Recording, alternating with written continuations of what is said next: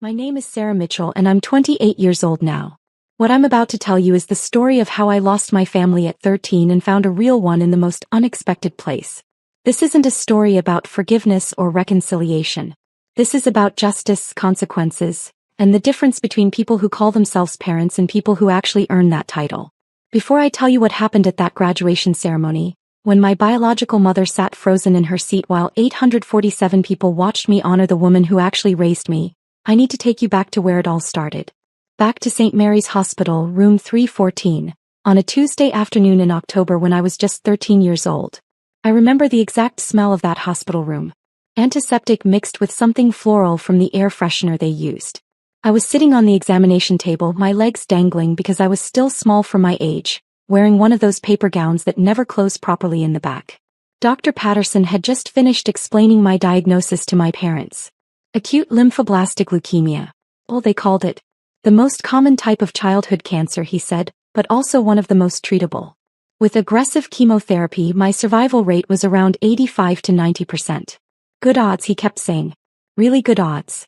My mother, Linda, sat in the plastic chair by the window, staring at a spot on the wall. My father, Robert, stood with his arms crossed, his face getting redder by the minute. My older sister, Jessica, 16 at the time, was texting on her phone, barely paying attention. The treatment protocol will be intensive, Dr. Patterson continued, pulling up charts on his tablet. We're looking at approximately 2 to 3 years of chemotherapy. The first phase is induction therapy, which lasts about a month. Sarah will need to be hospitalized for most of that time.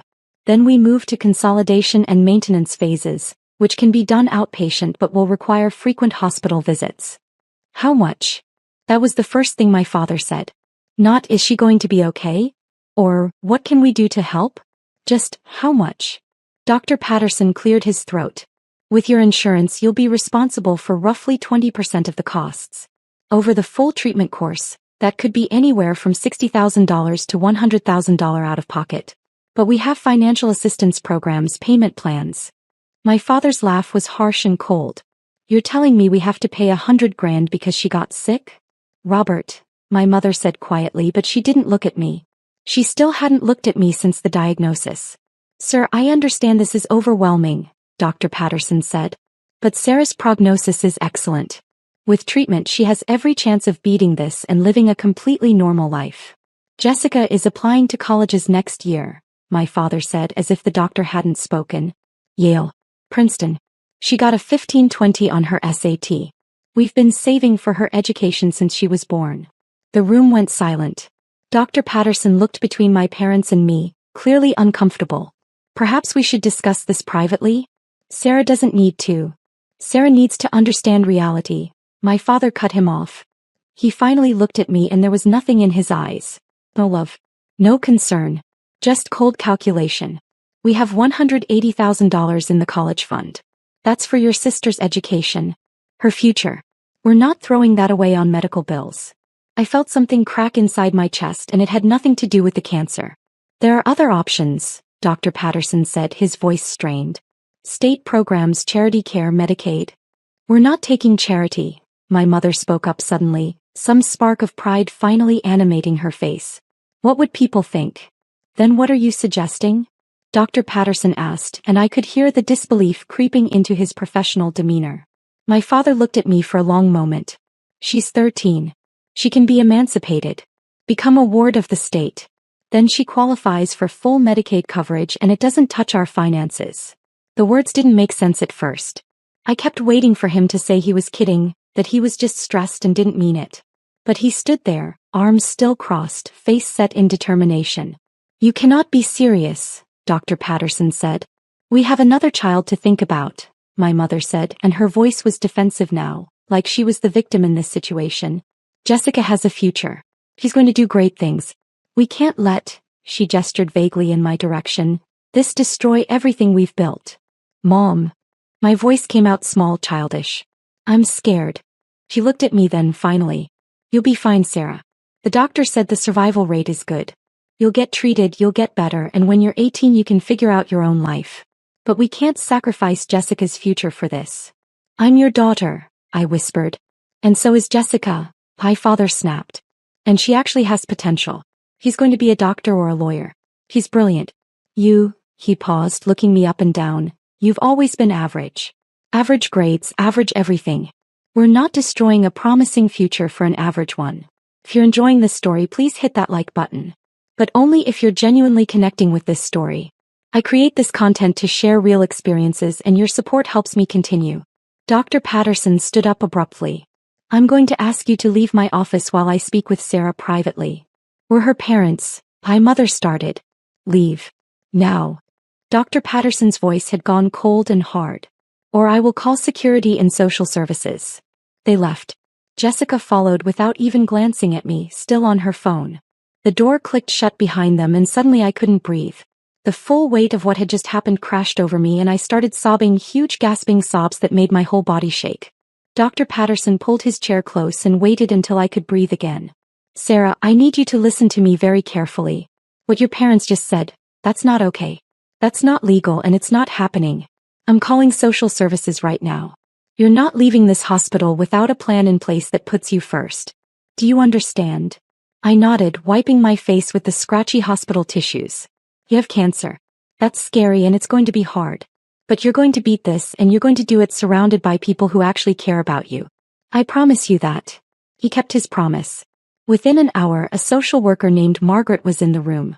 Within 2 hours, they'd moved me to a pediatric oncology room and officially admitted me for treatment. And within 3 hours, my parents had signed emergency temporary custody papers, effectively abandoning me to the state. They didn't even say goodbye. That first night in the pediatric oncology ward was the darkest of my life. I lay in that hospital bed, hooked up to N4, surrounded by machines that beeped and hummed, and I felt more alone than I'd ever imagined possible. I wasn't scared of the cancer anymore. I was scared that no one would care if I lived or died. Then Rachel walked in for the night shift. Rachel Torres was 34 years old, a pediatric oncology nurse who'd been working at St. Mary's for 8 years. She had dark curly hair pulled back in a practical ponytail, warm brown eyes, and a smile that actually reached those eyes. She wasn't beautiful in a conventional way, but there was something about her presence that made you feel safe. Hey there, Sarah, she said, checking my chart. I'm Rachel and I'm going to be your night nurse. How are you feeling? Terrible, I said honestly. She pulled up a chair and sat down, giving me her full attention. Yeah, I heard what happened with your parents. There aren't really words for how messed up that is. I started crying again. I seemed to do nothing but cry that day. Rachel didn't tell me to stop or that everything would be okay. She just handed me tissues and waited. When I finally calmed down, she said, I'm not going to lie to you, Sarah. The next few years are going to be hard. Cancer treatment is rough. But you know what? You're tougher than cancer. You're tougher than parents who don't deserve you. And you're not alone. I'm going to be here every step of the way. You don't even know me, I said.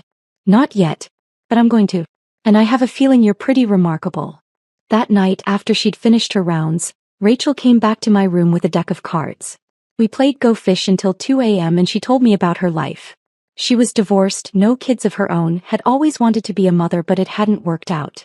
She lived in a small house 15 minutes from the hospital, had a cat named Pancake, and was obsessed with murder mystery podcasts. Why nursing? I asked at one point.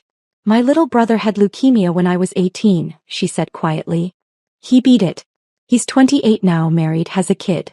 But I remember what it was like watching him go through treatment. I remember the nurses who made a difference and the ones who were just doing a job. I wanted to be the kind who makes a difference. Did your parents abandon him? The question came out before I could stop it. God, no. My whole family rallied around him.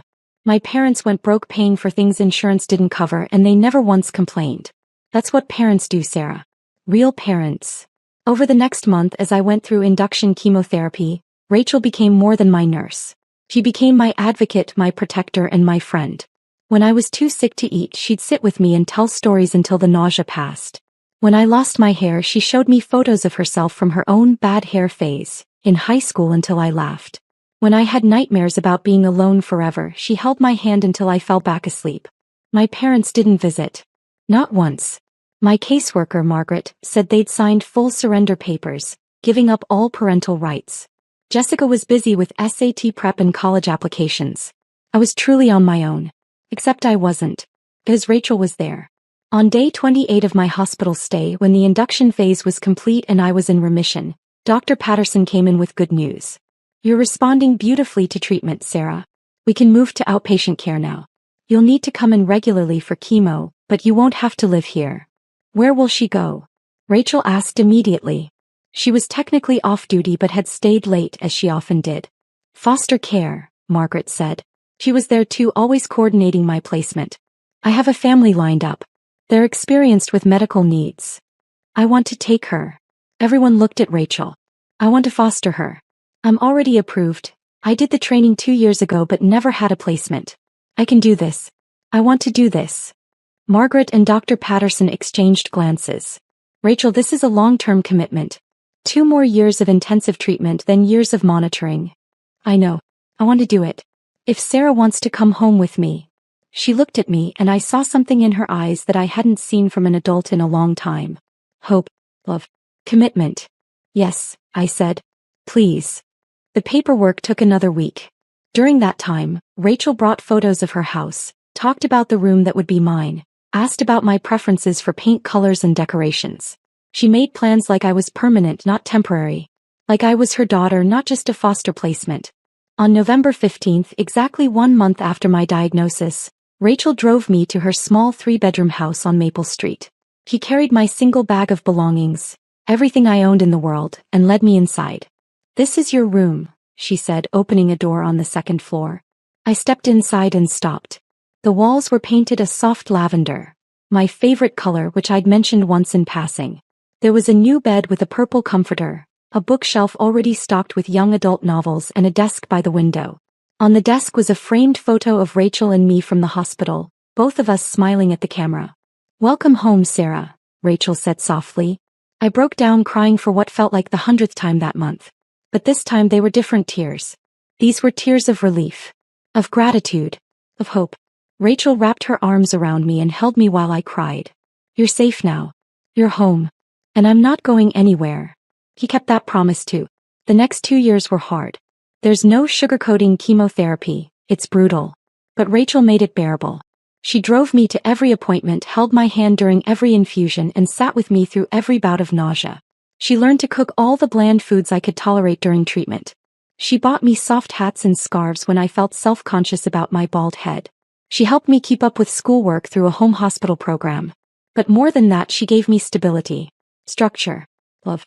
Every morning, even on my worst days, Rachel would come into my room and say, "Good morning, beautiful girl. It's a gift to see your face." Every night, no matter how late her shift ran, she'd come home and check on me, sitting on my bed to hear about my day. On good weeks, we'd go to the movies or the park. On bad weeks, we'd camp out on the couch with blankets and watch terrible reality TV. She never once complained about the cost. Insurance covered most of my treatment, but there were still expenses. Co-pays, medications, special foods, supplies. Rachel's house was small and modest, and I later learned she'd taken out a second mortgage to cover some of the costs. She never told me that at the time. She just made sure I had everything I needed. 6 months into my treatment, Rachel sat me down at the kitchen table with a serious expression. "Sarah, I need to ask you something important." My heart sank. Was she sending me back to foster care? Had she changed her mind? "I want to adopt you. Legally. Permanently. Not just foster care. I want you to be my daughter. My real daughter. Would that be okay with you?" I couldn't speak. I just nodded and cried, and Rachel cried too, and we held each other in that kitchen until Pancake the cat got jealous and demanded attention. The adoption process took another 4 months, but on my 14th birthday, I officially became Sarah Torres. Rachel threw a small party with some of her friends and a few kids I'd met through the hospital's support group. We ate chocolate cake. I was having a good week and could actually keep food down. And Rachel gave me a necklace with a pendant that had both our initials intertwined. "You're mine now," she said, fastening it around my neck. "Forever." Drop a comment and let me know where you're watching this from. Your support means everything to me. When I was 15 and finally finished active treatment, entering the maintenance phase with just monthly checkups, Rachel sat me down for another serious talk. "You've missed almost 2 years of normal school. You're academically behind, and that's not your fault. You've been fighting for your life. But I want you to know something. You're brilliant, Sarah. I've watched you devour those books, ask questions that make doctors think twice, problem solve in ways that amaze me. You have so much potential, and I'm not going to let cancer or your biological parents' cruelty steal that from you." She enrolled me in an online advanced curriculum program and hired a tutor. She stayed up late helping me with homework she barely understood. She celebrated every small victory, every A on a test, every concept I mastered, every goal I reached. "Why are you doing all this?" I asked her once when she was falling asleep over my calculus homework at 11 p.m. "You work full-time. You're exhausted. Why push me so hard?" She looked up and her eyes were fierce. "Because your biological parents told you that you were average, that you had no potential, that your sister's future was worth saving and yours wasn't. I'm going to prove them wrong. We're going to prove them wrong. You're going to do extraordinary things, Sarah Torres, and the whole world is going to know it." By 16 I caught up to my grade level. By 17 I was ahead of it, taking college-level courses. Rachel's house was always filled with books, study materials, and the smell of coffee as we worked side by side. Her on nursing journals, me on AP homework. But it wasn't all academics. Rachel made sure I had a life too. She took me to concerts, museums, and plays. She taught me to cook and let me make disastrous messes in the kitchen. She introduced me to her friends who became my aunts and uncles. She made sure I went to therapy to process everything I'd been through. "Healing isn't just physical," she'd say. "Your heart needs care too." When I turned 18 and got the 5-year all-clear from Dr. Patterson, meaning I was officially in remission with minimal chance of relapse, Rachel took me out to our favorite restaurant. Over pasta and breadsticks she pulled out a small box. "I know you're technically an adult now and you don't need me to be your legal guardian anymore. But I want you to know you're my daughter. That's never going to change. Whether you live here or move away, whether you're 18 or 80, you're my kid. Always." Inside the box was a ring, simple and silver with both our birthstones. "To remind you that you're never alone," Rachel said. I wore that ring every single day. During my senior year of high school, Rachel and I started talking seriously about college. My grades were exceptional. 4.0 GPA, perfect scores on AP exams, strong SAT scores. I discovered a passion for medicine during my treatment, wanting to be like Dr. Patterson and Rachel. Someone who helps people through their darkest times. "I want to apply to Johns Hopkins," I told Rachel one evening. "Their pre-med program is one of the best in the country and their medical school. It's a dream." Johns Hopkins was also obscenely expensive. Even with financial aid, it would be a stretch. Rachel didn't hesitate. "Then that's where you're applying. We'll figure out the money. You apply to Hopkins and you're going to get in." He was right. In March of my senior year, I got my acceptance letter from Johns Hopkins University with a substantial scholarship. Between the scholarship, grants, and federal loans, the cost was manageable. Rachel insisted on covering my living expenses. "You focus on school," she said. "I've got this." "But." "No buts. You're going to be a doctor. You're going to save lives. You're going to be extraordinary. That's worth every penny." I cried when I opened that acceptance letter and Rachel cried with me. We'd done it. Together we'd proven everyone wrong. I spent 4 years at Johns Hopkins working harder than I'd ever worked in my life. Pre-med was brutal. Organic chemistry, physics, biology, endless labs and papers and exams. I called Rachel almost every night, sometimes just to hear her voice, sometimes to cry about a bad grade or a hard day. "You can do this," she'd say every single time. "You're Sarah Torres. You beat cancer. You can beat anything." During my sophomore year, I came home for Christmas break and noticed Rachel looked tired. Thinner. I asked if she was okay and she waved me off. "Just working extra shifts to help with your expenses." "I'm fine, honey." I later learned she'd been working 50 to 60-hour weeks, picking up every extra shift she could to make sure I never had to worry about money. She never once asked me to get a job or contribute. She just worked herself to exhaustion so I could focus on school. By my junior year, I was at the top of my class. By senior year, I was applying to medical schools and getting interviews at prestigious programs. And Johns Hopkins School of Medicine accepted me. 4 more years, I told Rachel on the phone when I got my acceptance. 4 more years and I'll be Dr. Torres. "I'm so proud of you," I could burst, Rachel said, and I could hear the tears in her voice. "Your biological parents have no idea what they gave up." "They lost me," I agreed. "But I gained you." I'd say I got the better deal. Medical school was even more intense than undergrad. The coursework was relentless, the clinical rotations exhausting, the pressure enormous. But I loved it. I loved learning how the human body works, how to diagnose diseases, how to help people heal. I specialized in oncology, wanting to help kids like the one I'd been. Rachel came to every milestone. My white coat ceremony. My first day of clinical rotations. My residency match day. She was always there, always proud, always supportive. And through all of this, 13 years of school, hundreds of miles between us sometimes, countless stressful nights and difficult days, I never heard from my biological parents. Not a single call, email, or text. They'd moved on with their lives and I'd moved on with mine. Or so I thought. In April of my 4th year of medical school, I received the news that I'd been selected as valedictorian of my graduating class. Out of 120 brilliant students, I had the highest academic standing, the best clinical evaluations, and the strongest research record. I would give the student address at commencement. I called Rachel immediately. "Mom, I have news." She'd started asking me to call her mom during my sophomore year of college. "You are my mom," I'd said. "The only one who matters." "What's the news, baby?" "I'm valedictorian. I'm giving the speech at graduation." Rachel screamed so loud I had to pull the phone away from my ear.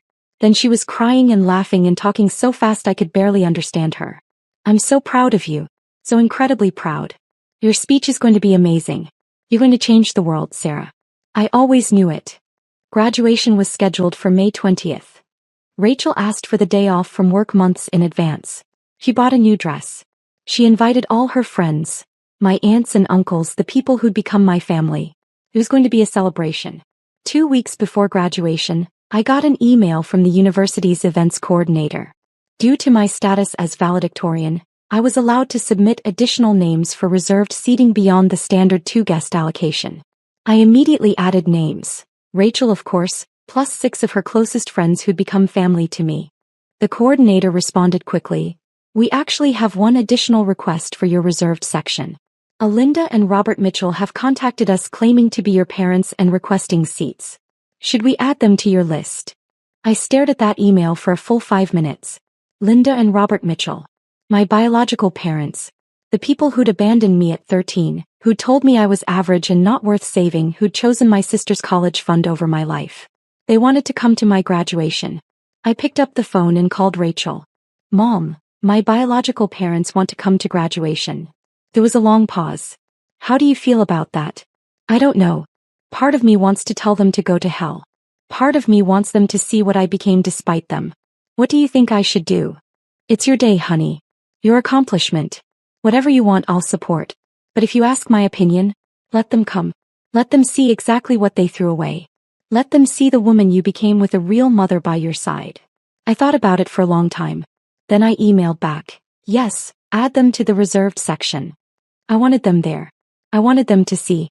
The next 2 weeks passed in a blur of final exams, packing up my apartment and writing my valedictorian speech. I didn't tell Rachel what I was planning to say. I wanted it to be a surprise. May 20th dawned bright and clear. Johns Hopkins commencement was held at Royal Farms Arena in Baltimore, with seating for over 10,000 people. Graduates from all schools, medicine, nursing, public health, all of Hopkins, would be there along with their families. I arrived early for the graduate lineup. My white coat was pressed, my honor cords arranged perfectly. I was wearing Rachel's necklace, the one with our intertwined initials, and the ring she'd given me on my 18th birthday. As we were organizing by school and academic standing, one of the event coordinators approached me. "Dr. Torres?" They called us doctors even though we hadn't officially graduated yet. "Your guests are seated in Section A, Row 3. Is there anything you need?" "No, thank you. I'm ready." The ceremony began with pomp and circumstance. Literally, they played the traditional graduation march as we filed in, 120 medical students in white coats and caps. The arena was packed, filled with the families of graduates and professors. Cameras flashed everywhere. I caught a glimpse of my section as I walked past. Rachel sat in the front, her face already wet with tears of joy, wearing the new dress she'd bought and clutching a bouquet of flowers. Next to her sat her friends, my aunts and uncles, the family I'd built. And 2 seats down, stiff and uncomfortable looking, sat Linda and Robert Mitchell. My biological parents. I hadn't seen them in 15 years. My mother looked older, grayer, more worn. My father had gained weight and lost hair. They looked ordinary, small. Nothing like the terrifying figures from my childhood memories. They didn't look at me as I passed.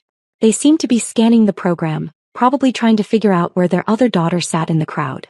It hadn't occurred to them that their reserved seats were for me. The ceremony progressed through the standard speeches. Welcome from the dean, address from the university president, remarks from the keynote speaker, a renowned surgeon. Then it was time for the student address. And now, the dean said, stepping up to the podium, it is my tremendous honor to introduce our valedictorian, the student selected to represent the Johns Hopkins School of Medicine class of 2026. She graduated at the top of her class, conducted groundbreaking research in pediatric oncology, and impressed every single one of her professors with her compassion, intelligence, and dedication. Ladies and gentlemen, Dr. Sarah Torres. The arena erupted in applause. I stood and walked to the stage, my heart pounding. As I climbed the steps, I saw Rachel on her feet, clapping so hard her hands must have hurt, tears streaming down her face. I also saw my biological parents. They'd both gone very still, staring at their programs. My mother's hand was frozen halfway to her mouth. My father had gone pale. They'd figured it out. I reached the podium and adjusted the microphone. 10,000 people looked at me. I took a deep breath and began. Thank you, Dean Morrison. To our distinguished guests, faculty, families, and most importantly, my fellow graduates, congratulations. We made it. Applause and cheers. When I was 13 years old, I was diagnosed with acute lymphoblastic leukemia. I remember sitting in that hospital room, terrified, wondering if I would live or die. I remember the doctor explaining treatment options, survival rates, the long road ahead. And I remember the moment I realized I would have to walk that road alone. The arena had gone quiet. Everyone was listening. My biological parents made a choice that day. They decided that my life wasn't worth saving. That the cost of treatment was too high. That their other daughter's college education was more important than my survival. They abandoned me in that hospital room and I never saw them again. I was 13 years old, bald from chemotherapy, terrified and alone. I could see my biological mother in the audience. She'd gone completely white, her hand now pressed fully over her mouth. My father stared at his lap, refusing to look up. Around them, people were starting to whisper, glancing in their direction. But I wasn't alone for long.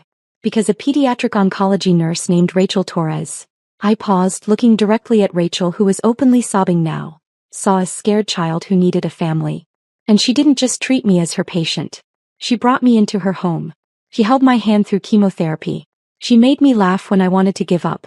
She taught me that family isn't about biology. It's about showing up. It's about love. It's about believing in someone even when they don't believe in themselves. Rachel covered her face with her hands, her shoulders shaking. Rachel adopted me when I was 14. She worked double shifts to pay for my needs. She stayed up late helping me catch up on the schoolwork I'd missed. She told me I could be anything I wanted, do anything I dreamed. When I said I wanted to go to Johns Hopkins, she said, "Then that's where you're going." And here I am. The audience applauded. I waited for it to quiet. I beat cancer. I graduated high school with honors. I completed my undergraduate degree in 3 years. I excelled in medical school. I'm going to be a pediatric oncologist helping kids like the one I was. And I did all of that because one woman believed in me. One woman showed me what real love looks like. I pulled off my cap, breaking protocol, but I didn't care. This degree belongs to Rachel Torres. This accomplishment is hers as much as mine. She saved my life not just from cancer but from believing I was worthless. She taught me that I deserved to take up space in this world. That I deserved to dream big. That I deserved to be loved. I looked directly at my biological parents for the first time.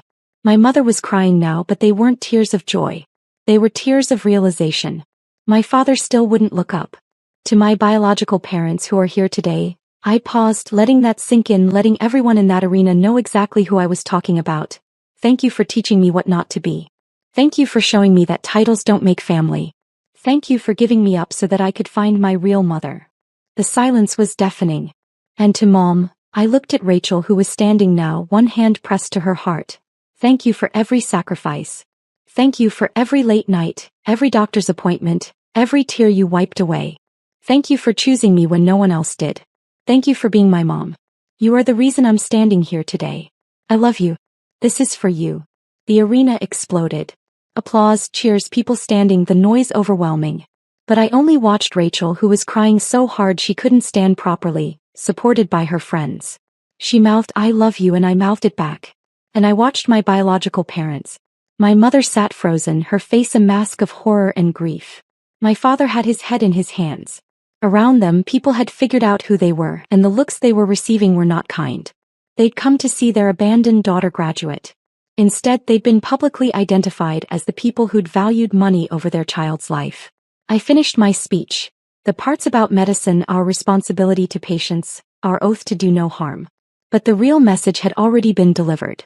When I returned to my seat, my classmates stood and clapped. Several of them hugged me as I passed. The rest of the ceremony blurred together.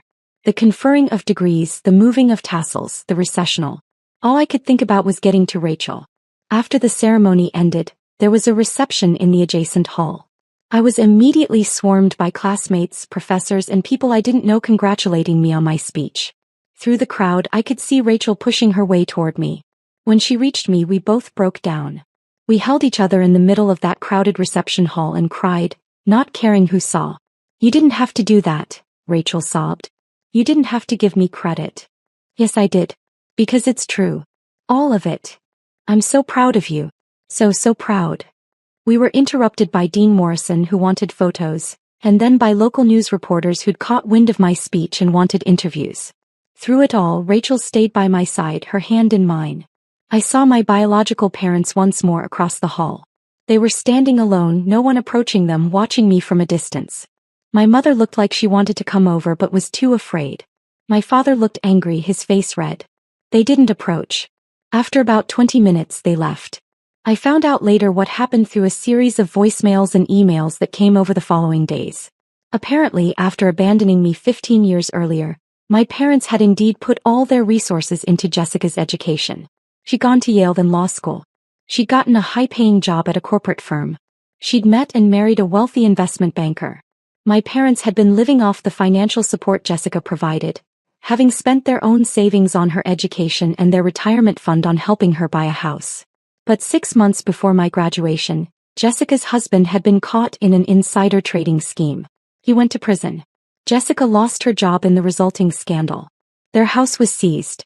Jessica, now broke and disgraced, could no longer support my parents. My parents had come to my graduation hoping to reconnect. Hoping that their abandoned daughter had somehow become successful enough to help them. They'd seen my name as valedictorian and thought it was an opportunity. Instead, they got publicly shamed in front of 10,000 people. My mother's first voicemail left that night. "Sarah, it's Mom. I know what you must think of us, but we never meant. We were scared. We made a mistake. A terrible mistake. But you're doing so well now and we're so proud and we thought maybe we could. We need help. Jessica can't help us anymore and we're facing foreclosure and we thought since you're a doctor now, please call me back." I deleted it. My father's email 2 days later. "Sarah, your mother is devastated. You humiliated us in public. We made the best decision we could at the time given our circumstances. You turned out fine, so clearly we didn't ruin your life like you claimed. We're your parents. You owe us at least a conversation. Call us." I didn't respond. Over the next 2 weeks they called 47 times. They sent emails, texts, messages through social media. Each one was a mix of guilt-tripping demands and barely veiled requests for money. They'd heard from someone that Johns Hopkins graduates get high-paying residencies. They knew I'd be making doctor money soon. They thought I could help. On the 15th day I sent one email. "You told me when I was 13 that you couldn't afford a sick child. You said Jessica had potential and I didn't. You abandoned me when I needed you most. Rachel Torres became my mother, my family, my everything. I owe you nothing. Do not contact me again." I blocked their numbers, blocked their emails, and moved on with my life. That was 3 years ago. I'm 31 now, completing my fellowship in pediatric oncology at Children's Hospital of Philadelphia. I'm exactly where I want to be, doing exactly what I'm meant to do. Rachel is still in Baltimore, still working as a nurse, though she's cut back to part-time. She visits often and I go home whenever I can. We talk every single day. She's my mom, my best friend, my hero. I heard through a mutual acquaintance, someone who knew my biological family, that my parents lost their house 2 years ago. They're living in a small apartment, surviving on Social Security. Jessica apparently moved across the country and stopped talking to them after they kept asking her for money she didn't have. I feel nothing when I hear these updates. No satisfaction, no guilt, no sadness. They're strangers to me now. They made their choice 15 years ago and I made mine 3 years ago at that graduation ceremony. Sometimes people ask if I regret this speech. If I think I was too harsh. If I wonder about reconciliation. I don't regret anything. That speech wasn't about revenge. It was about truth. It was about honoring the woman who saved me and making sure the world knew what real love looks like. It was about showing every abandoned child watching that they can survive, thrive, and succeed despite the people who gave up on them. Rachel taught me that family is chosen, not given. That love is action, not words. That showing up every single day matters more than sharing DNA. I'm Dr. Sarah Torres. I beat cancer. I became a doctor. I'm saving lives just like Dr. Patterson and Rachel saved mine. And I did it all without the people who told me I wasn't worth saving. That's not revenge. That's justice. If you're watching this and you've been abandoned, rejected, or told you're not worth investing in, please hear me. Those people are wrong. Your worth isn't determined by people who couldn't see it. Your potential isn't limited by people who underestimated you. Find your Rachel. Find the people who see you, believe in you, and show up for you. Build your chosen family. And then prove every single doubter wrong by becoming exactly who you're meant to be. I'm living proof that it's possible. And to Rachel, Mom, if you're watching this, thank you. For everything. For always. I love you.